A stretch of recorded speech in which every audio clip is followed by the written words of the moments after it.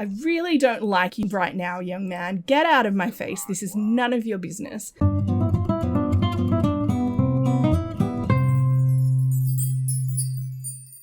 Hi, this is Cass from Aussie Cass Plays, and welcome to Season 3, which is Merchant Generation, and it's part, what are we up to now? I think 17? It is the autumnal equinox. It's also hammering down with rain, which is very annoying. Little Genevieve has just entered a phase where she does not want to be around her family, so I had her reading in her room. So she's entered the distant phase, which is wonderful. Now, I have managed to pay the bills and we have a tiny bit of money. I actually had a light bulb moment after I edited the previous video about the reason why our bills were so high, because I was very confused by it. The reason is because I had been having Vivienne do a lot of paintings and I hadn't run the shop yet to sell them all. And what had happened is when they calculate the bills, they go off the cost of everything you own. And these paintings are like, a lot of them are masterpieces or excellent quality and they're worth a fortune. So we've got this like shop full of, you know, probably 10,000 simoleons just worth of paintings downstairs. So I have run the shop a little bit. We've sold some stuff. I do need to do it again. But I also thought autumnal equinox, that's like a public holiday, right? Can I get you to come over here and warm yourself by the fire? Oh, by the way, got some new CC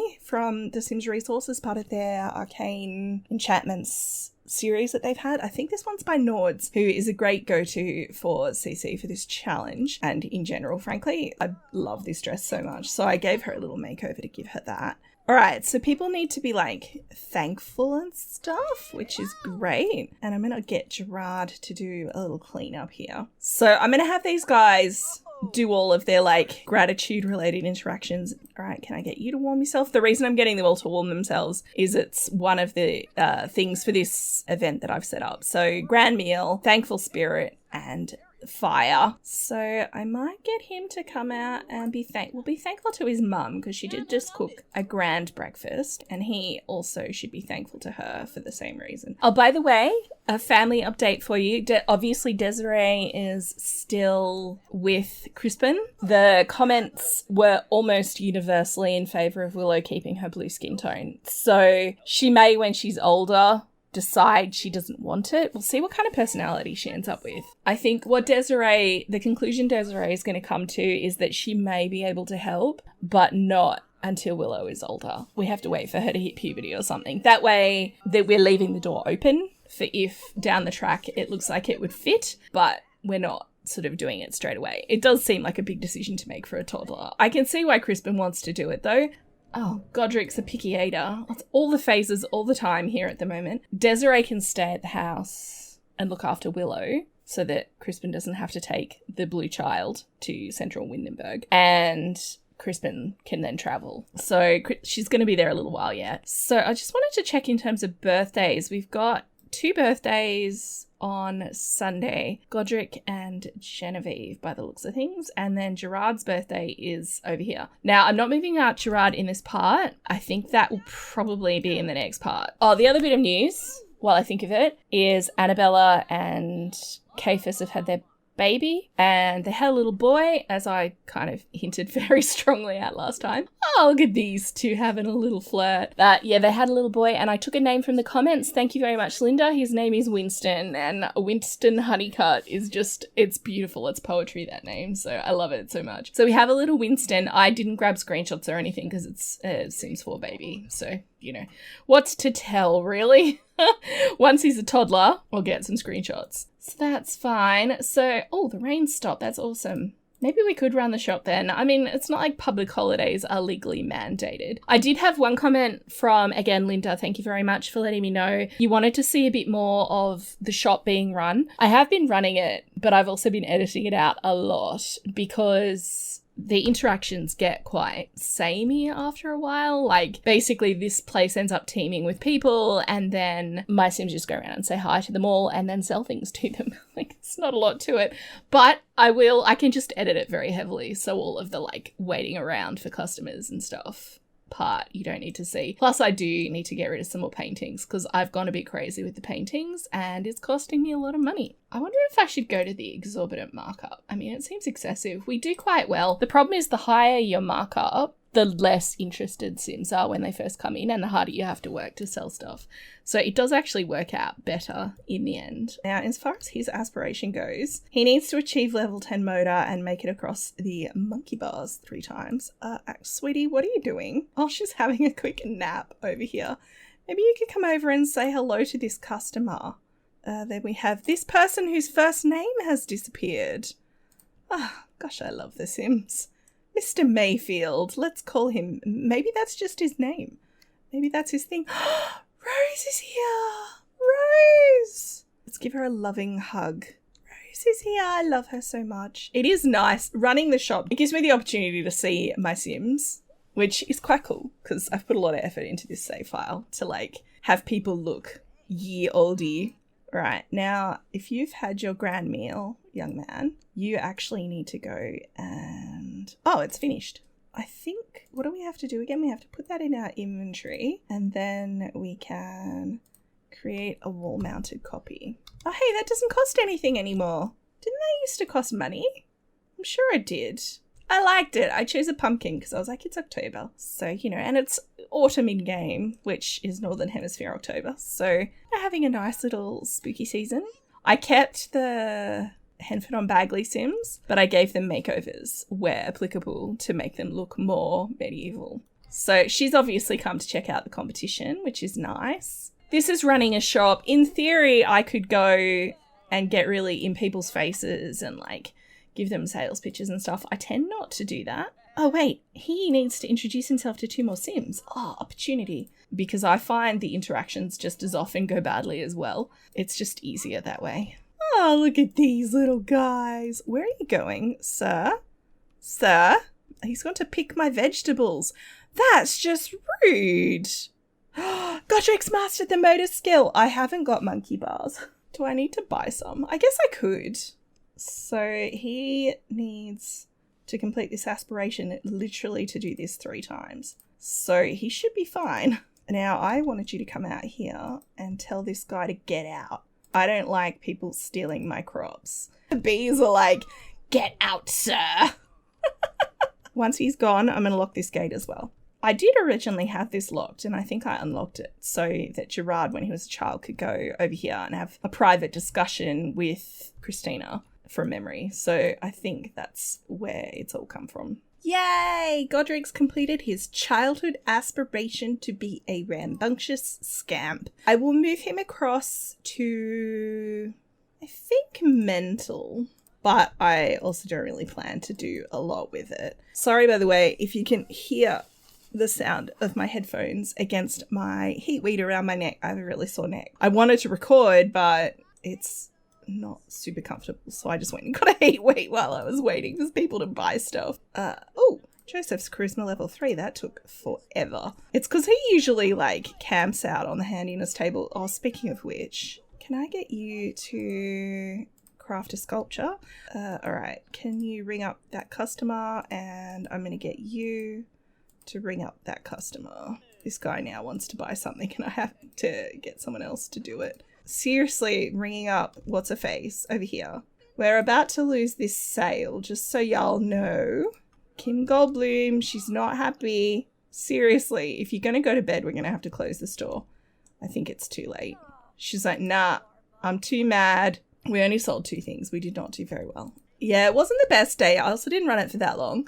When I run it off screen, what I tend to do is I'll have an epic 24 hours and I'll get everybody to do shifts of minding the shop and it'll just be open all the time. Gerard's actually up to the same level as Joseph, so he needs to meet new people in 3 different locations, which obviously the shop is one, and he needs another level of charisma. And for him, it's more of a focus because he's obviously our heir, whereas for Joseph, it's been kind of a background thing that I've been doing. So we're going to skip ahead to tomorrow and hopefully it won't be raining. All right, so it's the next day. I decided to have Gerard take a day off from school. So yeah, he's doing chores, and then I was going to have him go and visit Christina because he hasn't seen her for a little while. She's obviously a teen now. So I thought I would show you guys her teen makeover. I have to say, she is a lovely sim. The other two kids have gone to school. I thought about opening the shop, but since I'm about to leave, I'm going to not bother for now. Oh, and I had Joseph working on, don't have cake. I had Joseph working on upgrading some of the plumbing items so that they don't break and get gross as much. So that bathroom is pretty close to done. I really should get him to come and do down here though. Oh, we've run out of parts. Dang it. I can't use a computer, which means that I can only upgrade things with the parts that we get in game. So that was like a rule I set for myself. I do have a typewriter which functions like a computer, but I haven't put it in any of the households yet. I figured I'd wait until we had richer Sims. A typewriter seemed like a massive luxury. Maybe when we get to the priest generation, we'll have a typewriter, and I'll just lock it so that no one can use it unless I want them to. Once he's done in his bath, I figured just because he'd cleaned the animal sheds and stuff, I didn't want him popping over to visit Christina, being all stinky like llama poop. My Sims, honestly. I told him to wear this while he was doing the chores and then get changed, because I thought, he'd want to dress up since these guys are sort of nobility. Christina's a pretty girl. I'm just saying he would want to dress up for her. Now, he's just saying hello to Vincent because he hadn't actually met him, which is weird because I'm sure that they had. But check out Christina. How beautiful is she?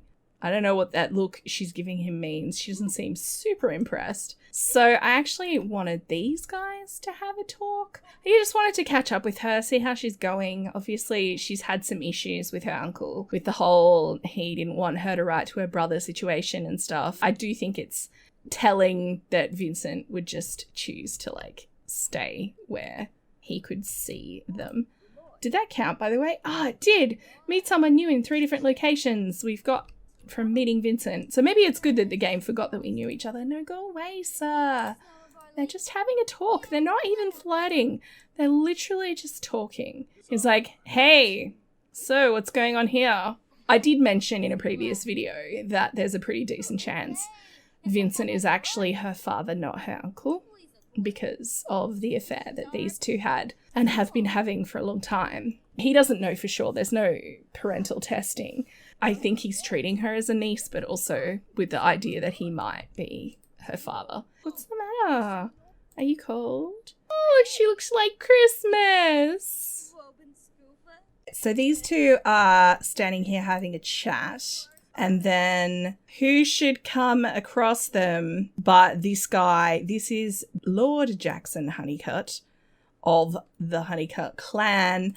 And he's intercepted the letter that Christina sent to Matthias and has gotten their address and has turned up here. And he's come in. He's going to insult his daughter, probably say some very uncharitable things about her talking to a man on her own. How dare you, be out here talking to a boy unsupervised, and where is your harlot of a mother? He's full on getting stuck into her. And she's like, Dad, what are you talking about? He's like, excuse me, sir, Lord Honeycutt, that kind of language isn't appropriate. Oh, he just got a negative sentiment to Gerard. I mean, that's fair. We're not going to apologize. No. Let's ask him what his problem is. I imagine Gerard means that in a, what is the issue here? Can I help you? I've added this guy to our family just so I can control him for the purposes of this. I really don't like you right now, young man. Get out of my face. This is none of your business. Now, Jackson is actually here looking for his wife and his brother. So he's going to come barging in here, insult his wife, because she ran off with his daughter to live with his brother. So even if he didn't know about the pre-existing affair, it's pretty obvious at this point, right? I feel like it. So he's made a rude gesture. These two are like, what's going on? And she's like, I don't know. And she's almost in tears. So Gerard is going to be like, look, wait here. I'll go in and see. He's come in. He's insulting his wife. She's terrified of him. He has physically attacked her in the past. Now, they can't get divorced. This is part of the problem. So he's come in and he's slapping her. Now, I'd like to imagine that Vincent would step in at this point.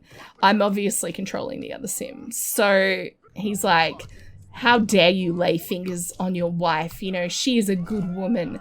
And Jackson's making comments like, you know, good in bed, is she? Like, obviously, this is very bad. And poor little Gerard is like, witnessing improper behavior. Look, he's like, oh my goodness, I don't know what to do. He's stepping in here and trying to like break this whole situation up. He's quite angry because of all of this inappropriate behavior, and we're going to act tough. We'll also argue about morals. So he's come in and he's like, you know, how dare you come in and like lay a hand on your wife? It's totally inappropriate. I'm actually going to see if I can get her to leave, basically. He's actually suggesting that Lady Elizabeth go and get a member of the knighthood, because these guys are like at knife point with one another.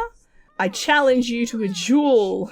Like, that's kind of where they're at. So Gerard's like telling him, look, you know, how dare you come here to our quiet, peaceful little village and like throw down. Oh, Christina, go, get out of the way. She's like, okay. These two are fighting again. I expect that you would think that Vincent would have the upper hand as the younger of the two brothers. Oh, it looks like Vincent won, and now he's playing with Clay. Gotta love The Sims. All right, so Sir Stuart's come in, and I'm going to have him quickly give him some helping information. He's basically like, Sir Stuart, thank you so much for coming. You know, hey, this drama isn't my fault, at least not completely. I'm allowed to feel bitter about what's happened between us. I mean, yeah, in a way. The thing is, this guy isn't... Oh my God, the cameras. So Lord Jackson, the eldest brother, he's evil. He's always been abusive to his family.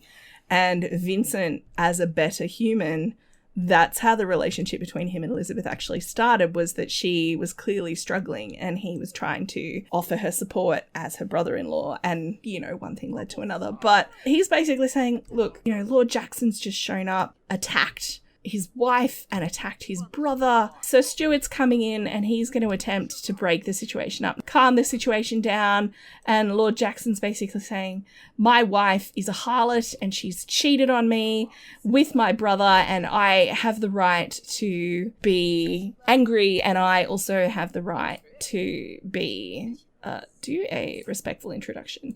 He is a member of the knighthood. That means he is the arm of the king.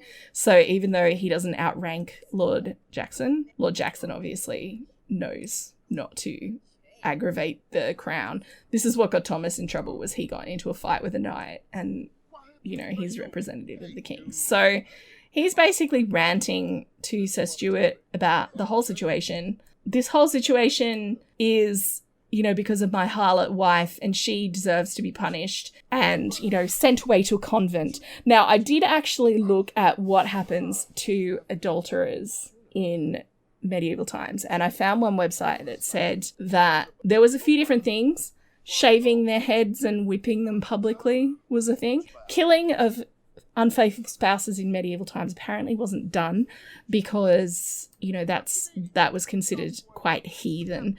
But Lady Elizabeth being sent off to a convent for cheating is entirely probable. She would say that he has also cheated on her. Like, the reason she left was because she caught him with their maid, and, you know, when she confronted him about it, he then slapped her, sort of thing. He hurt her, and that's why she left.